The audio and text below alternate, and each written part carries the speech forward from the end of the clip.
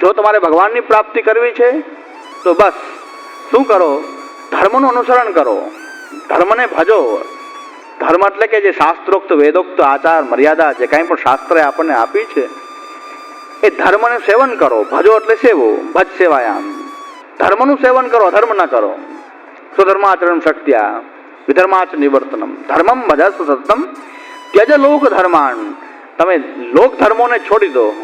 ધર્મ કરવો એને દેખાડો કરવો, યશ કીર્તિ ફેલાવી, જેને કહેવાય તકતી લગાવીને દાન કરવા, એવા લોક ધર્મોને છોડી દો અને ધર્મને ભજો, એટલે સ્વધર્માચરણ કરો.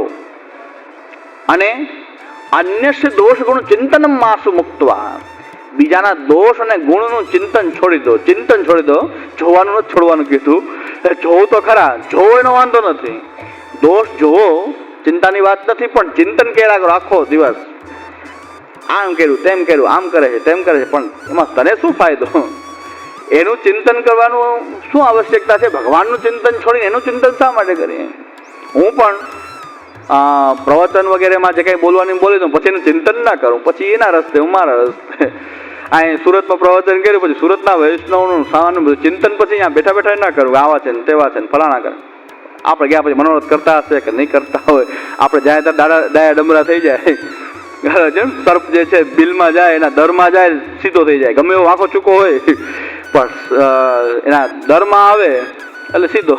એટલે આપણી આમે તો દંડવત કરીને બધું ખોટું જ છે, મહાપુરુષના સિદ્ધાંત સાચા છે ને બધું. જેવી અહીં શિબિર પૂરી થાય એમ કે જુનાગઢ તો પહોંચી ગયા હશે, ઉપાડો તવિતા નીકળો બહાર. હવે હું ચિંતન કર્યા કરું, ઓલા ભાઈ આમ કરતા હશે કે નહીં, અહીંયા પર ચાલુ થઈ ગયો છે કે નહીં. ઘણા મને ફોન કરીને કે અહીં તો બધું ચાલે જ છે. મેં કે હું બંધ કરાવવા નથી આવતો, હું કોઈનો વિક્ષેપ કરવા નથી આવતો. હું તો શું મહાપુરુષ સિદ્ધાંત કહેવા આવું છું ને કઈ ને વયો જાઉં, પછી કઈ ચિંતા કરતો નથી શું કરતા હશે કે નહીં કરતા. એ જે કરવું એ કરે. પ્રવચનમાં કહી દેવાનું કે પછી ચિંતન નહીં કરવાનું. એટલે કે કહી જોવું જરૂરી છે, બતાવવું જરૂરી છે, પણ ચિંતન જરૂરી નથી. ઘણા આખો એનું ચિંતન રહે. ભગવાનના ચિંતન છોડીને ઘણા આ ખોટું થાય છે, ઓલું ખોટું થાય છે, આ સિદ્ધાંત છે, હવેલી ખોટી છે, ફલાણું ખોટું છે, આખો દી ચિંતન કર્યા કરે. પણ એ ચિંતન કરવાની વસ્તુ નથી, સમજવાની વસ્તુ છે. એનાથી સંઘથી બચવાની જરૂર છે. પણ ચિંતન જ કર્યા કરશો ક્યારેક તમે એવા થઈ જશો, તમે પણ એવા થઈ જશો. તો અન્યસ્ય દોષ ગુણ ચિંતન માસુ મુક્તવા. ઘણા ગુણનું ચિંતન કર્યા, કોઈનામાં ગુણ દેખાઈ જાય તો એમને માને કે ભગવાનની આના ઉપર એવી કૃપા છે, એમ માને કે નહીં એ ભાઈમાં આસક્ત થઈ જાય, કોઈ સત્સંગ કરાવનારામાં આસક્ત થઈ જાય. એનું જ ગુણગાન ગાયા કરે, કેટલો ગુણવાન, કેવી સેવા કરે, કેવી કામ કરે, કેવી સામગ્રી કરે. પણ ભગવાનનું ચિંતન છોડી કોઈ વ્યક્તિનું ચિંતન કરવું ગોકર્ણ મુનિ ના પડે છે કે ભાઈ ગુણ દેખાય તો ભગવાનની કૃપા છે એના ઉપર, કે એનામાં ગુણ કંઈક પ્રકટ થયો તો કૃપા કરવા વાળો છે એનામાં ધ્યાન કેન્દ્રિત કરવું જોઈએ, એના ગુણમાં નહીં. એટલે હું અહીં પ્રવચન કરું બહુ ગમી જાય, કદાચ કોઈ અમારા ચિત્ર રાખી દે, પણ મેં કીધું ઘણા કે આપણો ફોટો પાડે, પણ મેં કીધું આ ફોટો પાડવાનો ફાયદો શું? એ ફોટો પાડવાથી કાંઈ ફાયદો નથી. આ બિરાજે એનો ફોટો રાખો ને, આનો પાડો, એને મઢાવો, મોટા કરો. મહાપ્રભુજી જે છે આનંદ પરમાનંદ રૂપ છે, અમે તો પરમ ક્લેશાત્મક છીએ, આ પરમ આનંદ રૂપ છે. તો આનું રાખો ને ચિંતન, તો ઘણાને બહુ આસક્ત થઈ જાય તો ફોટા રાખવા માંડે, ચિત્ર રાખવા માંડે. એના કે ઘણાની ઘરે તો હું જોઉં તો મહાપ્રભુજી ચિત્રજી કરતા અમારા વલ્લભ વંશજોના ચિત્ર મોટા મોટા હોય અને એમાં આસક્ત થઈ જાય. મહાપ્રભુજીનું અવડું મોટું ચિત્રની બદલે મહાપ્રભુજીને ક્યાંક અવડું હોય ક્યાંક, અને અમારા જેવા લાઈન સર લગાવ્યા હોય એમ, એટલે અમારા જેવા ગણાય ના. તો એ કદાચ ગુણ હોય દેખાઈ ગયો હોય તો એમાં આસક્ત થઈ જાય. પણ આ ગુણ કદાચ અહીં વ્યક્ત કરું, જલભેદ ગ્રંથ તમારી સામે વ્યક્ત કરું, પણ જલભેદ જેનો ગ્રંથ છે એની મહત્તા છે કે મારી કહેવાની મહત્તા છે? મેં વાંચીને એનો હું સમજ્યો ને તમને કહી દીધું.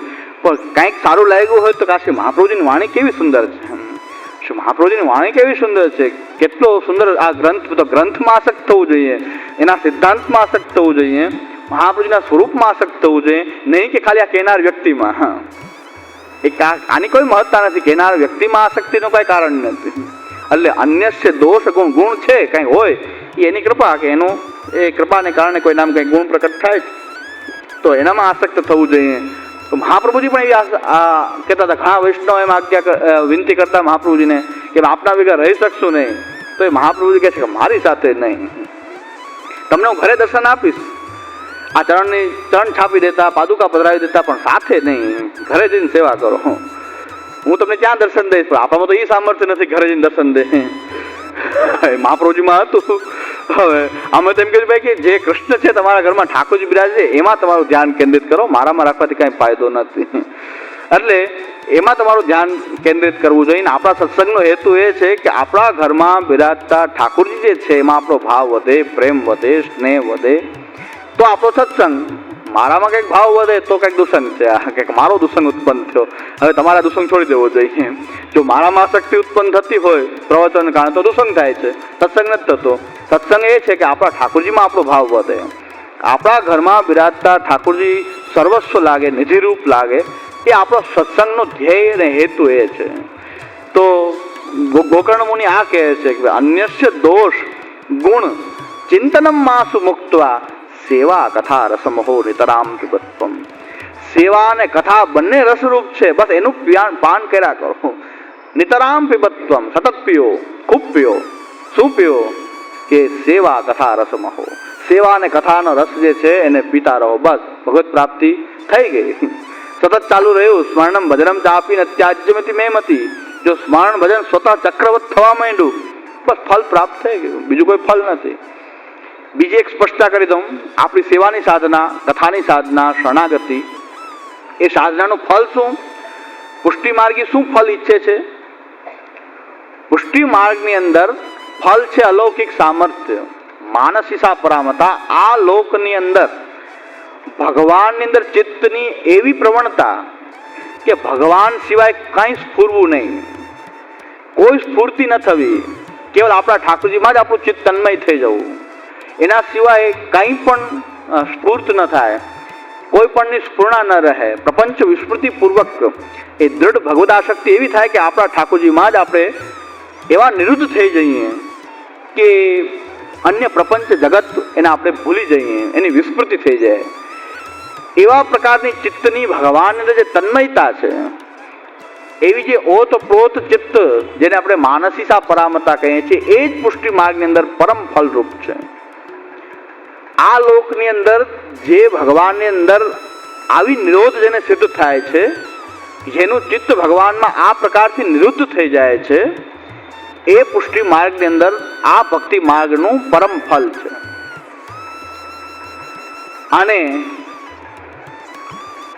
આ દેહ છોડ્યા પછી જો ભગવાનની અંદર સાયુજ્ય થઈ જાય કે ભગવાનની લીલાની અંદર કોઈ દેહ પ્રાપ્ત થઈને ભગવત સેવા પ્રાપ્ત થાય, એ આપણી અંદર મુખ્ય ફલ નથી, એ ગૌણ ફલ છે. આપણે ઊંધું સમજીએ છીએ કે અહીં સેવા જે છે એ સાધન રૂપ ને વહાં ફલ રૂપ. દેહાંતર નિત્ય લીલામાં પ્રાપ્તિ થવી આપણે એને ફલ માનીએ છીએ. પુષ્ટિ માર્ગની દ્રષ્ટિથી ગૌણ ફલ છે, મુખ્ય ફલ તો અહીં સિદ્ધ થવું. ચિત્તની ભગવત પ્રવણતા અહીં સિદ્ધ થવી એ પરમ ફલરૂપ છે, એ ગૌણ ફલ છે. લીલામાં પ્રાપ્ત થવું એ ગૌણ ફલ છે.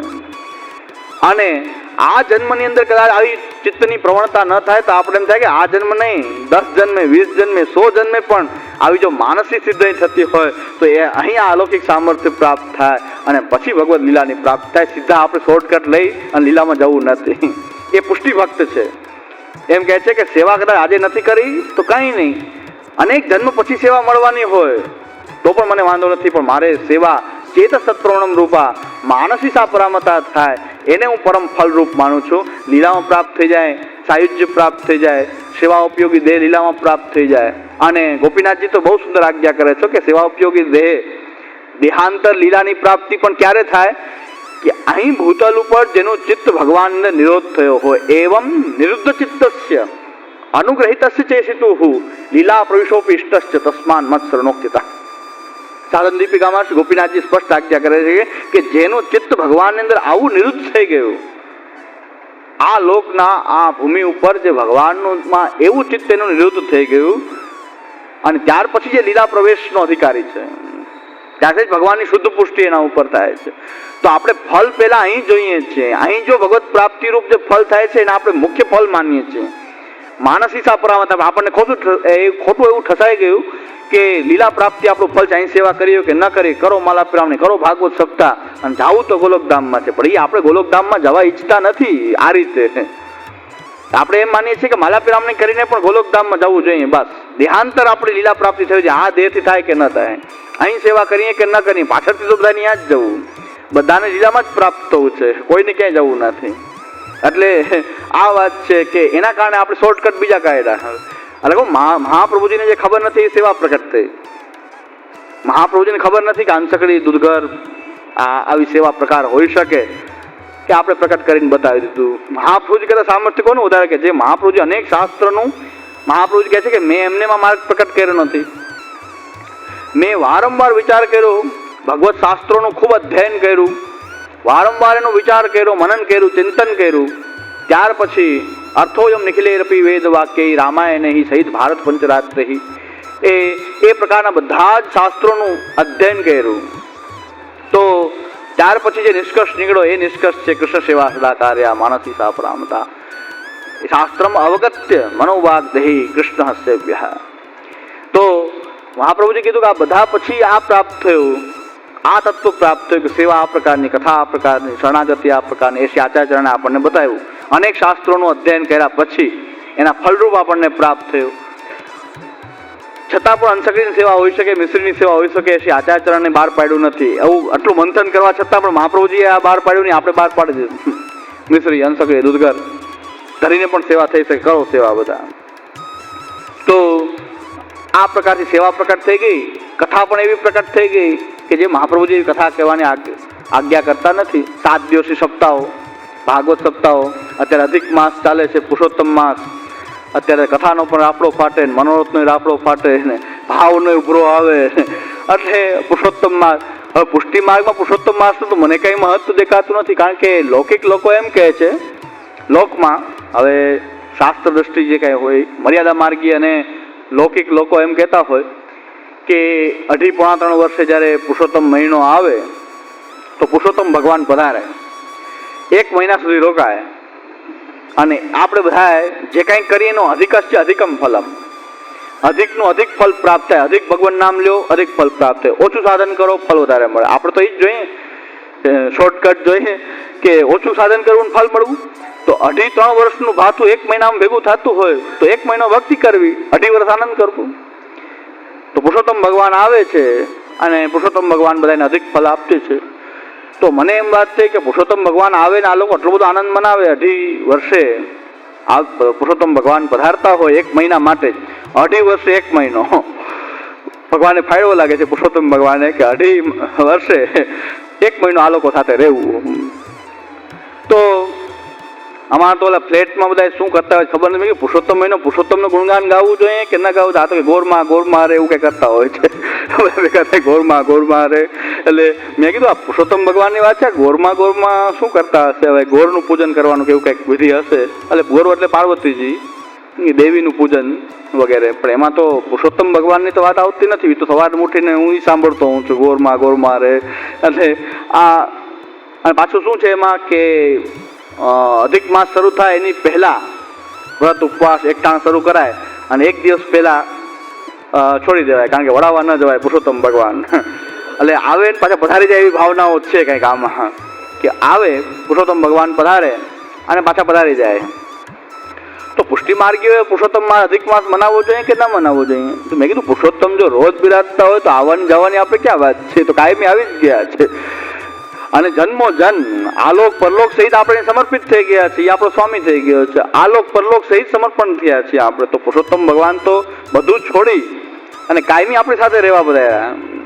તો એ પુરુષોત્તમ માટે આપણે તો એક ક્ષણ અધિક માસ જેવી પુરુષોત્તમ માસ, ઓલા જો આનંદ મનાવતા હોય મર્યાદા માર્ગીઓ કે આ લોકો લોકની અંદર કે 3 વર્ષે 2.5-3 વર્ષે અધિક માસ આવે ત્યારે 1 મહિનો પુરુષોત્તમ ભગવાન સાથે રહેવા મળે. આપણને તો રોજ રહેવા મળે છે. પછી વિશેષતા શું? ઘણા પૂછતા શું મનોરથ છે, શું કાંઈ મનોરથ છે? મેં કીધું મનોરથ કાંઈ છે નહીં, પણ એક મનોરથ છે કે કાયમી ભગવાન આ વખતે જે કૃપા કરી છે એ જન્મો જન્મ એવી કૃપા કરે, એવો એક મનોરથ છે કે જન્મો જન્મ આવી જ કૃપા કરતા રહે. બીજું તો કાંઈ નથી, રોટલી શાક ભોગ ધરીએ છીએ ને લઈએ છીએ, પણ આવી કૃપા પણ એ જન્મો જન્મ થતી રહે. તો આ જન્મ વારંવાર લેવો પણ એ ખબર છે આપણા કર્મ એવા છે, લીલા પ્રાપ્તિના અધિકારી નથી. કર્મોને કારણે જન્મ તો મળશે જ. આપણે તો મને તો નિશ્ચિત છે કે મને નથી લાગતું કે લીલા પ્રાપ્તિ મને થાય, નિત્ય લીલા. અમારે તો સીધું નિત્ય લીલા પ્રવેશ લખાઈ જાય છે, થાય કે ન થાય. અમારે બધા તો એવું છે કે બાલક અમે બધા ભૂતલ છોડીએ એટલે આગળ ની લી લખાઈ જાય, નિત્ય લીલા પ્રવેશ. એટલે કદાચ લખાઈ જાય જાયા પછી કોઈ નિત્યલીલા પ્રવેશ લખી દે, પણ એવી યોગ્યતા આપણને દેખાતી નથી. પણ એટલી કૃપા કે જન્મો જન્મ પ્રભુએ આવી કૃપા કરી છે. કદાચ જન્મ મળશે પાછા એ પણ આપણી સાથે આવશે અને પાછા આપણો આ સંબંધ જે સ્વામી સેવકનો ભાવ જે છે ચાલતો રહેશે. બસ એ જ કહે છે વૃત્રાસુરની ચતુશ્લોકીનું છેલ્લું વાક્ય બહુ સુંદર છે કે જન્મ લેવો પડે તો મને કોઈ ચિંતાની વાત નથી. હું ભગવાન આપને એમ વિનંતી કરતો નથી મને આપનામાં સમાવી દો. ભગવાનને વિનંતી કરે છે. વૃત્રાસુર અસુર છે એ પોતે સ્વીકારી લે છે કે હું એવો છું નહીં કે આપને પ્રાપ્ત થાઉં, કે આપણે મને આપના લીલા હવે પધાર્યા છો ભેગો ભેગો મને લઈ જાઉં સાથે, તો આપણા ધામમાં મને વાસ આપો ને. વૃત્રાસુર કહે છે કે એવું હું ઈચ્છું તો નથી, કારણ કે એવી મારી યોગ્યતા મને દેખાતી નથી. વૃત્રાસુર બહુ સુંદર વાત કરે છે કે મમ ઉત્તમ શ્લોક જનેષુ સખ્યમ સંસાર ચક્રે બ્રહ્મતસ્વ કર્મભી, કે મારા કર્મોને કારણે જન્મ તો મળ્યા કરે છે, વારંવાર સંસારમાં આવવું પડે, પણ હું ડરતો નથી આ માલા પીરાનું વેરાન જેમ કે જલ્દી મને ગોલોકધામ મળી જાય એટલે સાવ નિરાશ થઈ જાય. આ કર્મ ભલે ખરાબ હોય પણ ગોલોકધામ મને મળી જાય એવી કઈ માલા પીરામણી કઈ જોતી નથી. ભગવાન પ્રકટ થયા તો પણ વૃત્રાસુર ભગવાનને એમ જ વિનંતી કરે છે કે જન્મ લેવો મને જરાય વાંધો નથી, હું જન્મ લેવા માટે તૈયાર છું, કારણ કે મારા કર્મ છે તો જન્મ લેવા જોઈએ. જન્મ મળશે સીધો ભગવદ લીલાનો અધિકારી હું પોતાને માનતો નથી, પણ હવે કૃપા કરી છે તો આપ કૃપા કરો કે કદાચ સંસાર તો તાપ આપનારો છે, સંસાર છે એ તાપ આપનારો છે. સંસારમાં તો અનેક પ્રકારના તાપ જે છે એ લાગવાના છે, પણ કંઈક શીતળતાનો છાંયડો મળી જાય, કંઈક થોડીક ઠંડક મળી જાય એવું એક સ્થાન કે બહુ તાપ ચારે બાજુ હોય તો સામાન્ય ઝાડ ઊભું હોય તો અહીંયા બેસી જઈએ. સામાન્ય છાપ એ છાંયડો હોય, એક ઝાડ દેખાય જાય આપણે ખુશ થઈ જાય. ચારે બાજુ તાપ તાપ અને તાપ જ, એટલે કે ઉજ્જડ ગામમાં એરંડો પ્રધાન, એરંડો એ દેખાઈ જાય તો આપણે સીધા કે થોડી વાર છાંયડો આપતો હોય તો એરંડો એ સારો. હવે આખા રણમાં બીજું કાંઈ દેખાતું જ નથી તો એરંડો કંઈક છાંયા આપીને બે ચાર પાના દેખાય આપણે ખુશ થઈ જાય કે કંઈક પાંદડા દેખાણા લીલા દેખાણા.